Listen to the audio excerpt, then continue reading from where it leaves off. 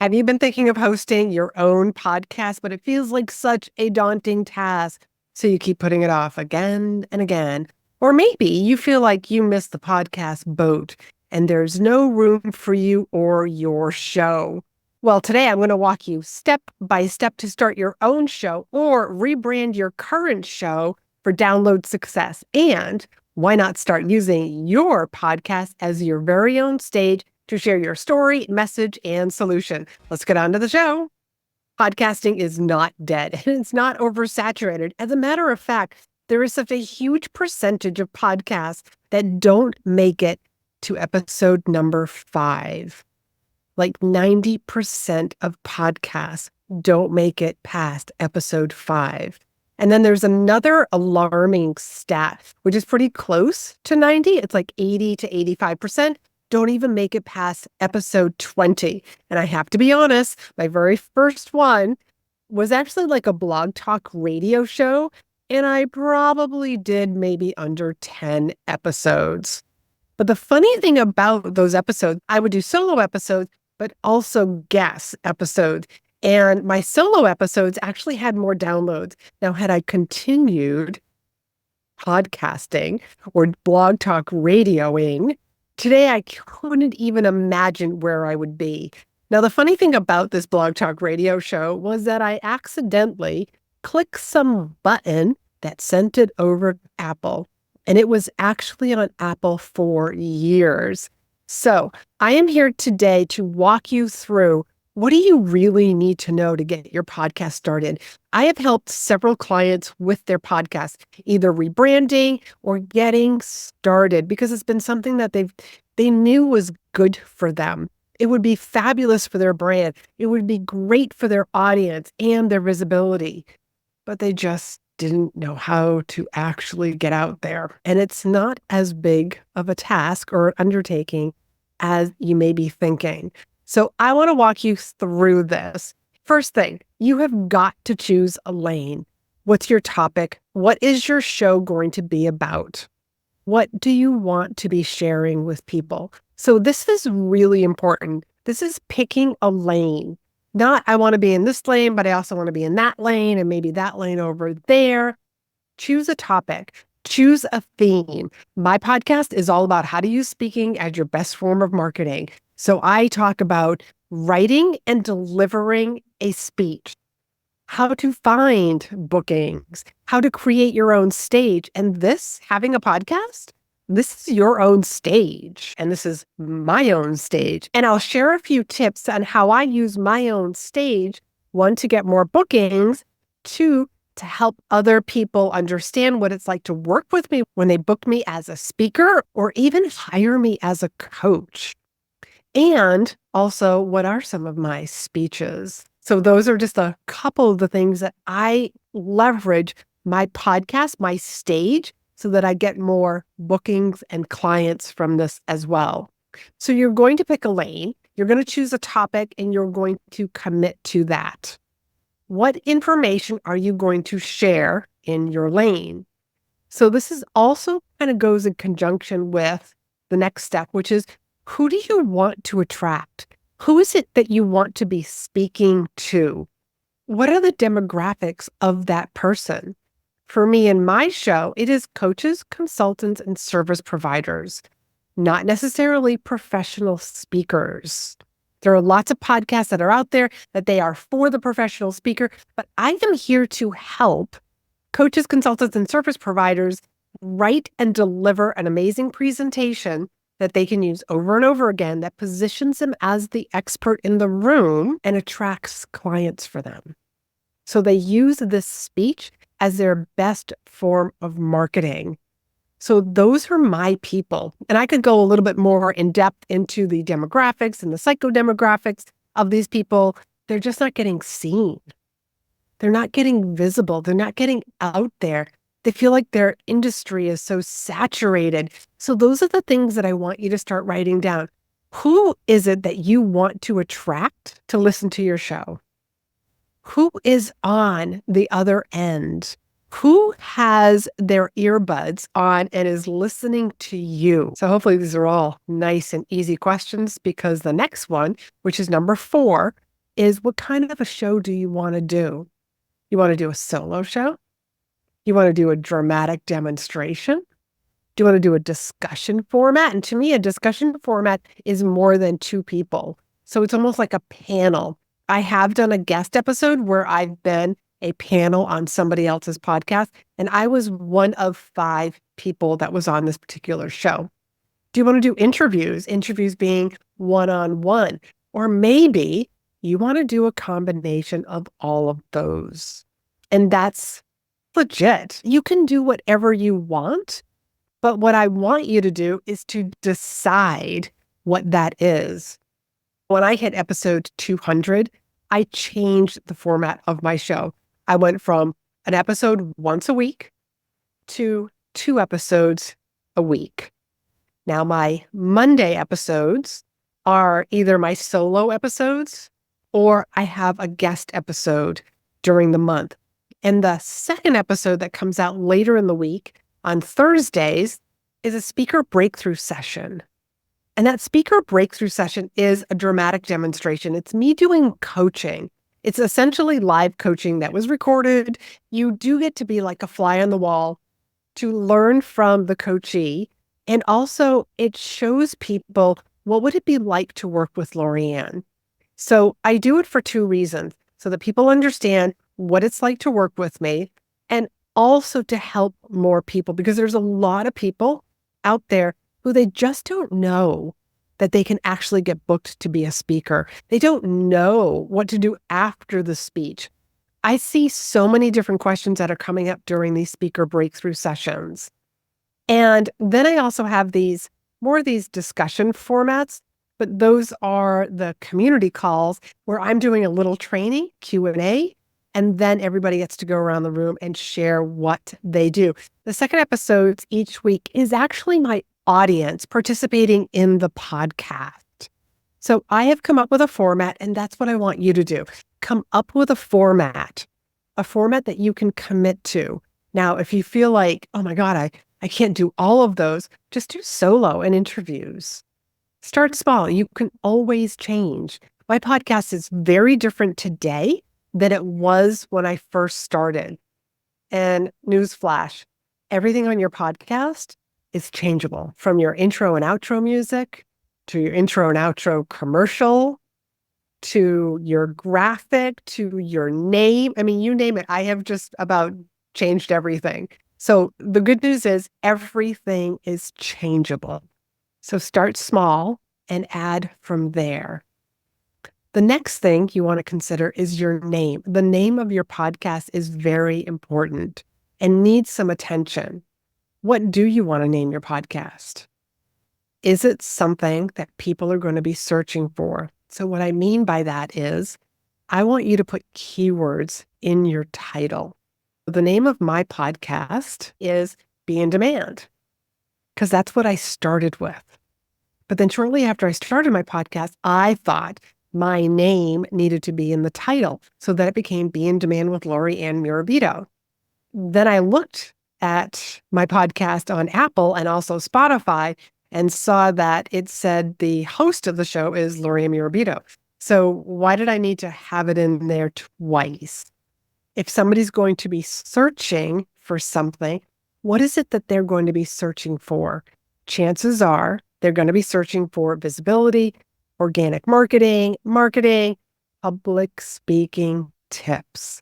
So I did change my name a little bit more, but that only happened like around episode 170. I just want you to know, like, I modified my name again. So again, everything is changeable. What I lead with is that my podcast name is Be in Demand. The next thing to consider is your graphic. Now, when I first started my podcast, it was a big picture of me. And the script of Be in Demand was actually a little hard to read. I have since changed it. As soon as I hit the 200th episode, my podcast got a makeover. So again, everything is changeable. But what I want you to do, I want you to learn from my mistake, is my picture didn't have anything to do with public speaking. I wasn't even holding a microphone. So I want you to consider what your podcast looks like, the graphic, because if somebody types in my case, public speaking tips, and if mine did come up, because once upon a time it would not have come up, my podcast graphic didn't look like it had anything to do with speaking. Now it does. So I want you to take that into consideration.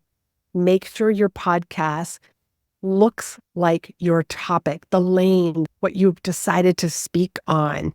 If it's landscaping, maybe you want a picture of a lawn and a lawnmower. If you're about banking, you've got dollar signs on there or different currency symbols. Look up your competition. One of the things that I did was I went and typed into Apple public speaking tips. And I looked at all the different podcasts that were coming up. So now I know what my competition is, even though they may not have anything to do with coaches and consultants. They may be public speaking tips for professional speakers. But I just wanted to see what I was up against and get some ideas. So now, if you were to type in to Apple or Spotify, public speaking tips, my podcast will most likely come up. And it looks like a podcast on public speaking because there's a graphic of a microphone on there. Take that into consideration. Look up your competition. See what your graphic will look like on Apple and Spotify. Now, Spotify's background is black. Apple's podcast background will change. It's white during the day and it gets darker at night. Well, at least that's the way that I have my phone set up. And other people may have their phones set up that way also, but just consider that one is black and one is white. And I have a solid color background on my podcast. And maybe all of this is like, oh my goodness, this sounds so daunting. I need to warm up my voice and my interviewing skills and my speaking skills. And maybe you want to just guest on some shows first. Guesting on shows is not something that's ever going to go away. It's a great thing to do if you host your own show. It gets you in front of OPA, other people's audiences. But maybe before you start your own podcast, you want to, I'm just going to guest. This is what I did for years until I was ready to start this current podcast. And if you want to be a guest, I want you to be a great guest. And you can learn more about how to be a great guest at beagreatguest.com. This is a program that Steve Gamlin and I put together. It will help you go through the 7 different steps to being a great guest. The type of guest that gets asked to come back and that also gets referred to other podcast hosts to be on more shows. You've probably heard me say, if you want to be that referred speaker, you've got to be outstanding on the stage. If you want to be that referred podcast guest, you've got to be outstanding as a guest. So that link is down below. It is beagreatguest.com. A couple of other things that most people may not tell you about when starting a podcast, but what are the 1 or 2 call to actions that you are going to be asking or offering your listeners? Just having an idea of what those things are now as you start your podcast is really going to help you in the long run. So for example, do you have any lead magnets? Let's think about those lead magnets. I have been using the directory of places to speak for years. I update it yearly with new places that are constantly looking for speakers, that always book speakers on the regular. So that's one of my calls to action. If I'm not promoting a certain program or a product, get the directory of places to speak. If you don't know where to start speaking, grab the directory of places to speak. Besides that, I also have In Demand, which is a monthly membership, and also the Start Anytime In Demand signature speech. You want to get started, you want to be an outstanding speaker, you want to have a great speech, an in demand signature speech. So I will point people to, here's the Start Anytime. You can do this at your pace, as fast or as slow as you want, but be outstanding on the stage so that you step off the stage and you have people handing you their business cards, sending you emails saying, we need to hire you for our meeting. So just to summarize and clarify that, I want you to decide on one or two different calls to action. You're not going to use them both in the same show. You can alternate them. And maybe one of your other calls to action is to follow you on some other form or platform of social media.